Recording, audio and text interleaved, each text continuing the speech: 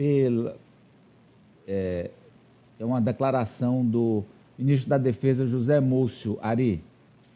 O que a Justiça decidir, o que o Legislativo decidir, nós respeitamos.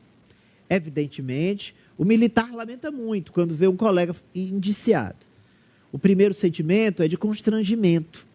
E o segundo é de indignação, porque eles comprometeram a imagem de uma instituição que eles sabem que tem que ser preservada. Professor Vila.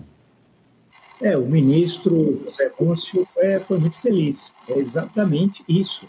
Sem hierarquia, você não tem uma força armada. Isso é um princípio básico e essencial. E, infelizmente, o que nós tínhamos em tempos não tão distantes, né, foi a quebra da hierarquia. E isso é muito, muito, muito grave. O que nós estamos acompanhando pelos processos que estão tramitando na primeira turma do Supremo Tribunal Federal tem demonstrado isso. Então, sendo assim, o general Tomás, que é o comandante do Exército, inclusive esteve agora na Itália, dias atrás, porque é 80 anos da FEB. Eu falei aqui, mas ninguém falou da Força Expedicionária Brasileira. O término da guerra, agora o presidente Lula esteve em Moscou, né?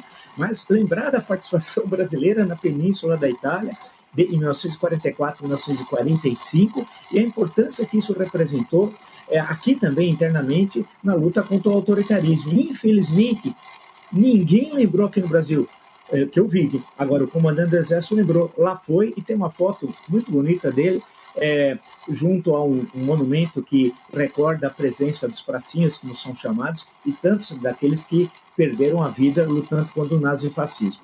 Então, acho que a questão aí que se coloca, ela é muito clara, quer dizer, eles vão ter, claro, algo terrível que fere um dos princípios básicos do Exército e de qualquer força armada, que é o princípio da hierarquia, né? Romper, portanto, o ordenamento legal de acordo com a nossa Constituição, e o alto comando do Exército lembrar do general Freire Gomes, que a gente esquece dele, foi muito importante no momento histórico decisivo. Eu sempre digo, imagina se 8 de janeiro, aquele trágico domingo, dia da infâmia da democracia brasileira, tivesse dado certo. Como é que nós estaríamos hoje?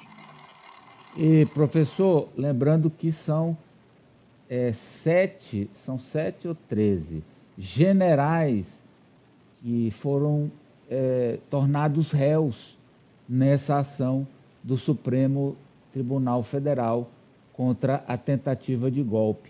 Nós temos aí os nomes dos generais que hoje são réus, Nájila. Olha aí, Ari. Alexandre Ramalho. Aí é deputado. Não, aí tem deputado, não. Eu tinha pedido só dos generais, o Ramalho não é general, mas são 13 os generais. E aí o Exército, as forças estão dizendo, como aí sinaliza o Múcio. O primeiro sentimento é constrangimento. Puxa, nossos homens fazendo coisa errada. 2, indignação. É como se eles estivessem virando as costas aos ensinamentos básicos das forças, Ari. E a gente imaginava que com a redemocratização ali meados da década de 1980, as Forças Armadas tinham finalmente entendido, inclusive as novas gerações de oficiais e suboficiais, qual é o papel princípio das Forças Armadas, que não é governar o país, não é a função executiva do país, né? Preservar as nossas fronteiras, manter o país, manter a sua soberania, mas não. A gente tem uma nova geração aí de oficiais e suboficiais, porque a gente tem esses generais, mas além do generalato, a gente tem aí tenente, a gente tem outras patentes que também foram... Militares são 23 ali. Isso, 23, que foram agora, inclusive, na última decisão do STF, a denúncia contra eles pela PGR foi aceita. Então, eles agora são réus. O número de réus aumentou. E é como o professor disse, eu lembro essa fala do professor, citando aqui, pedindo a permissão do professor para citá-lo, que é recorrente, que o professor diz o seguinte, o professor que até já relatou aqui, que deu palestras a convite das Forças Armadas.